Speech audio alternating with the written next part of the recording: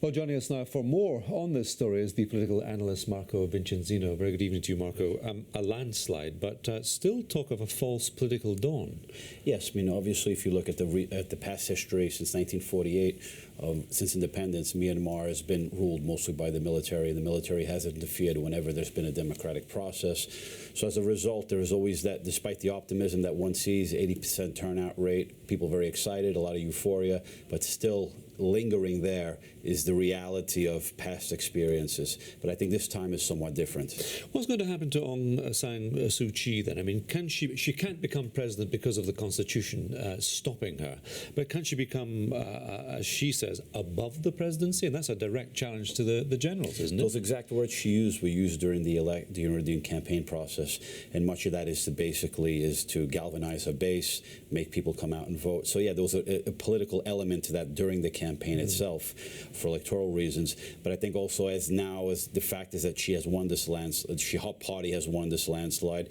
She knows that she's not able to directly serve, but she wants to make sure is to clearly state, not only to her people, to the military, and to the entire country, is that she will be an integral part of the political process in terms of exerting her influence. The military still play a very crucial role, don't they?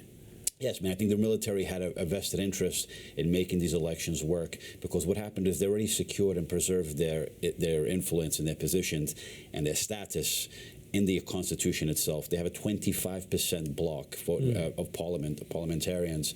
So basically, and in addition to that, they secured key ministries. In addition, and if you look at economically, they have holding companies that basically dominate large parts of the economy. So for them, this process needs to work, because they need to attract foreign direct investments, have credibility internationally. This is not going to be a Western-style democracy. Right. That's going to be clear. Right, sure. It's going to be a mixed system in which there's going to be give and take. Some of it's on paper, written in the Constitution. Other is going to have to be understood in terms of give and take. And Ms. Suu Kyi, she's going to thread very carefully also. Were you impressed by the way in which these elections were held? I mean, there were very few on the face of it electoral shenanigans or so-called dirty tricks. Went very well, very few isolated incidents. And like I said, the idea was that the military had the vested interest in the country. The military had a vested interest to make this thing work, because if it doesn't, they lose out. So as a result, you said businesses were closed for the day, over 40,000 security officials. They wanted to make sure that this thing was running smoothly. Although you had where there's several conflicts. In Myanmar today and in the past, you've had a lot of ethnic conflicts on multiple fronts of the country. There was no voting.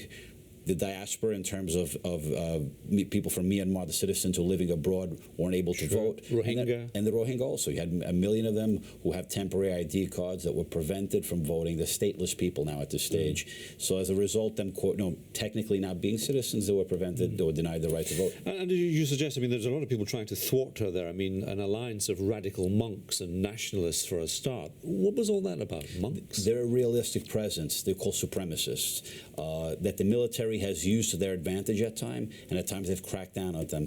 These elements are very strong in areas of the country where you have strong anti-Muslim feeling, and they're a reality. And in fact, they've scored very well in those specific areas, to the detriment of the NLD. Okay, Marco, thank you very much indeed for that.